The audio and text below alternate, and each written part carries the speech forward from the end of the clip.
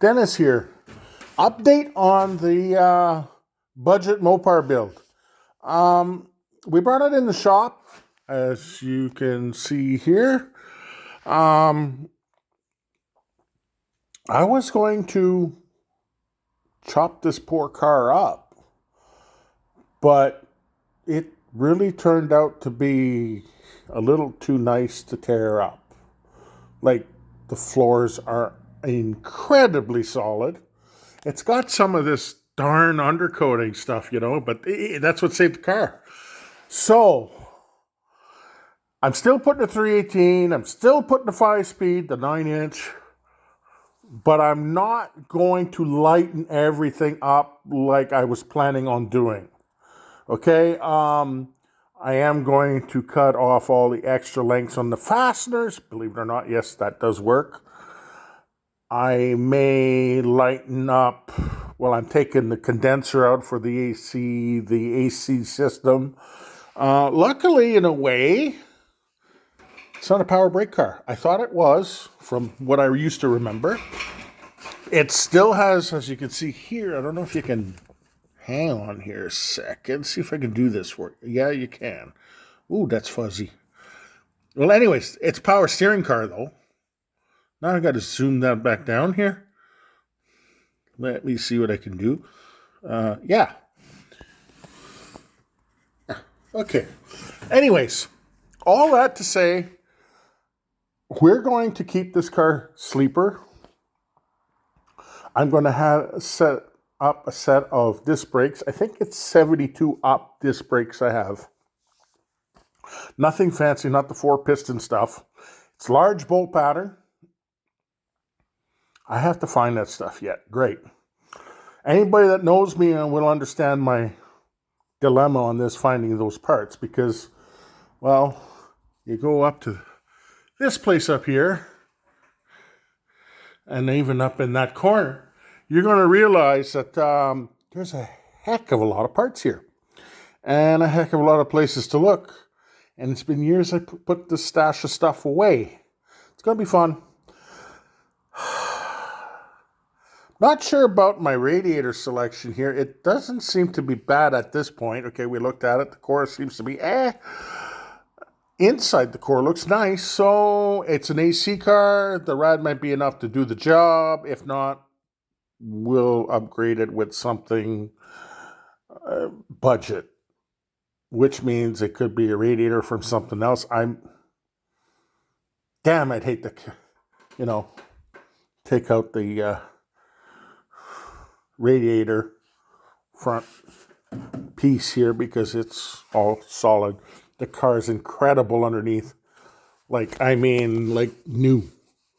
So I got to get all this stuff off because I do plan on washing all this out and making sure the underneath of the hood is like a jewelry box. Yes, I will clean that up nice, but I'm going to keep the old girl looking with all her battle wounds and the rust on the fence. I'm going to take that off a little bit with some, David Freiberger's idea of the SOS pads with, he uses Comet, but he's tried Ajax and he says it works better on the heavier rust. So we'll try that to clean her up. May have to try to use that for under the hood too. That might work. I was going to cut all the hood bracing out to lighten her right up. Yeah, not going to do that no more. I may take the springs out for the hinges, which probably would entail taking the fenders off. Take the torsions out for holding the trunk lid open. That kind of stuff, which can be put back later if we choose to. Hell, I even think I'll be able to use the fuel tank, which is unreal. So it's bonus for me. If not, I got a fuel cell. Yeah, because these A-body fuel tanks, I checked for these, about 10 years ago now. They were $500 for a goddamn fuel tank. Sorry for the language. Yeah, parts are expensive. I don't know if I can even get one now. But if I can flush out that tank, okay, I'll show you my tractor wheel cleaning method on that. You're gonna laugh. That'll be shown if I use that tank. We'll see when I pull it out and pull the sending unit out. So yeah, things are going not fast but steady. I don't have to worry about vacuum for the brake booster because I don't have one. I may have to change the brake booster and the proportioning valve. That's usually something you have to do from a drum brake car. There's no way in heck that I'm going to run around with 9-inch drums on this. I'm going to run down the street with this. Might do a little drag racing with this. No, 9-inch brakes. I'm sorry, okay. That's not going to cut the cheese. Definitely not. Battery tray has to be moved out of the front of the car. Well, I'm just going to take it right out. The wiring harness. Well, let's just show you these. We had to fix the harness here at one time. You see that? Oh, yeah, that's awesome, isn't it? All the same color code. Green. Everything green. Then you go in here and you look at the wiring harness. And yeah, oh, look at that at the firewall. Let's see if I can zoom that. Ooh, look at that rat's nest of wire there. Ooh, that's going to be awesome.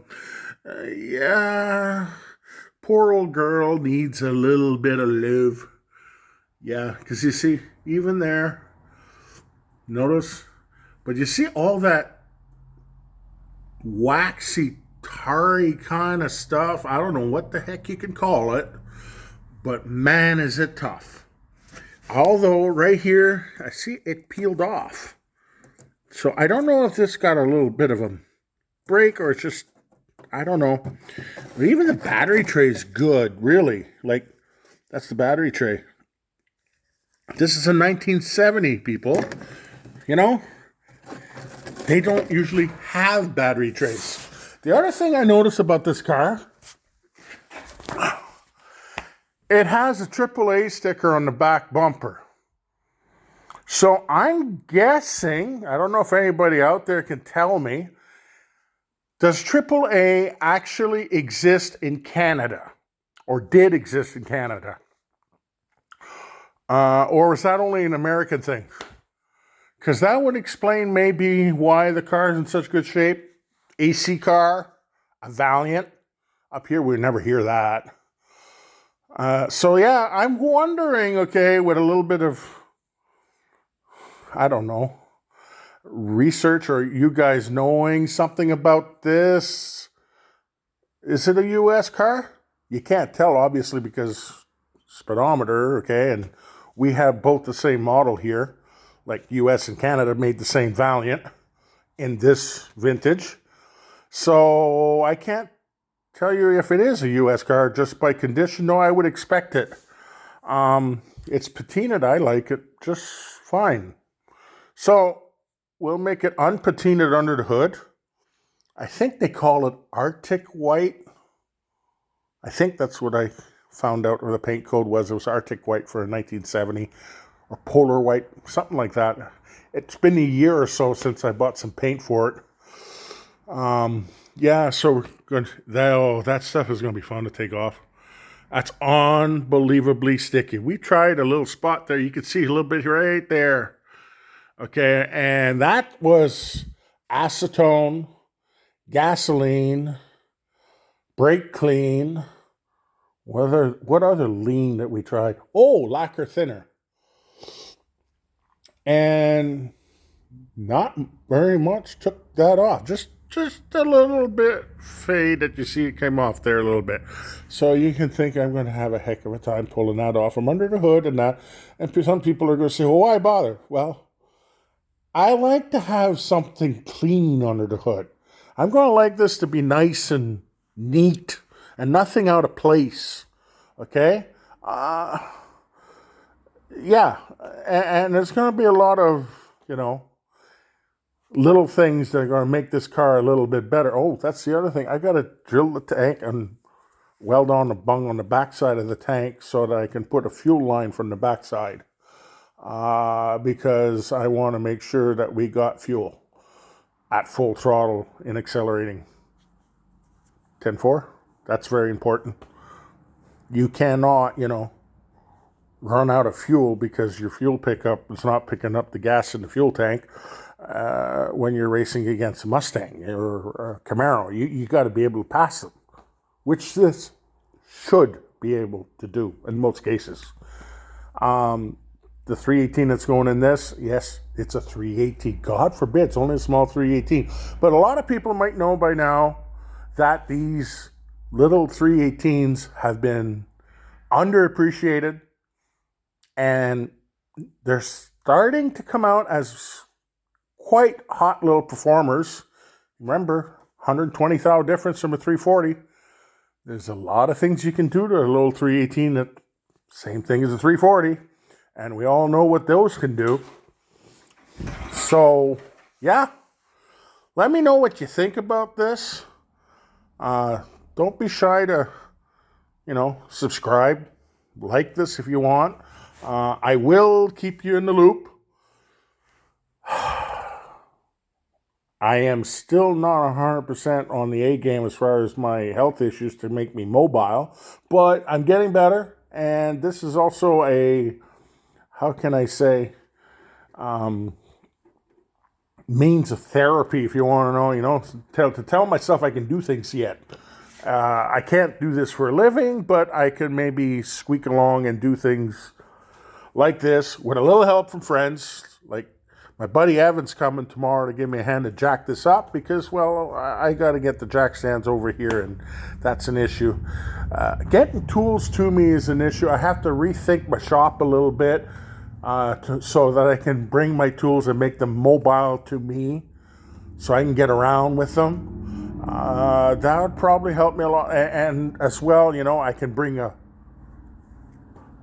an assortment of tools with me, because going back, you do a 1/2-inch wrench and then you find out you need a 7/16, and then you need a 9/16, a 3/8. It's just, yeah. So if I had them all in a mobile kit so I don't have to go all the way to the main toolbox, that would work good, especially because the shop, well, usually my work used to come in on that.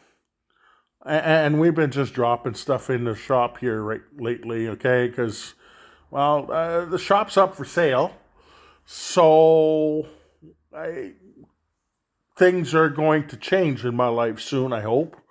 And, yeah, oh, God, I have to move all that. That's other things. And that you're going to be also, in the loop for. We're going to show moving all this stuff. That's my four-wheeler, by the way. That, I spent like half an hour on it, okay, worth of work, and it took 3 hours to do it. But, hey, I can do it. That is a big improvement to where I was. And how can I say? You can't give up in this world. You got to keep trying, and you got to keep pushing. So that's what I'm going to do. I ain't quitting. I'm just going at it a different way and a little bit slower. I hope you like this, guys. I hope you keep me, the more of these I do, the more you guys get interested, and the more that'll make me excited to show you where I'm at. And, it's just a vicious circle, right? And I hope to hear from you. If you guys got any ideas for this little car, it's little for me. Believe it or not, this was a compact in its day. That would be about the size of a good mid-sized car now. Hard to believe, eh? I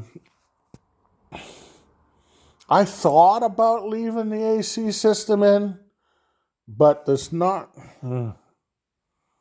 It might not go well with the intake manifold I want to put on the 318. So, yeah, that might not help. Let me know what you think.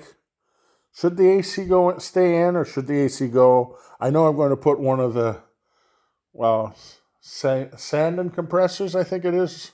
I think it was a Sandon compressor. Anyways, it's an aluminum job because this cast iron V-twin, right here, see? That's probably given up the ghost. And they really wrecked the plumbing on this. So there is no reason why I can't upgrade to that. An aluminum compressor is a lot lighter. Believe it or not, those were known for throwing off connecting rods on them, because that's set up with a crankshaft and 2 pistons. Believe it or not, it's a V-twin compressor. They really, when they're working, it's ice cold. Don't you worry about that. That car was a fridge. Oh, and if you look, I don't know if you can, windshield's kind of dusty, but you kind of get the idea. If you look through the window, all the windows on this car are tinted windows, you see, because it's a Chrysler Air Temp car. I don't know, I think that all Valiant AC systems look like an add-on this car, because I'll see if I can get over there. I'll show you the inside of this car. The seats aren't horrible. See, got a little rip in there. Top has got a couple of mices. The dashboard, yeah, well, it's seen better days. Oh, maybe I should try to zoom you guys out a bit. Hang on. That's positive. Okay. Now, you see, that's the AC system underneath. And it's a unit that goes under the dash. So I'm wondering if that's, I'm pretty sure it's factory, but I see that piece of steel in the front that don't look right. I don't know if they broke the tabs.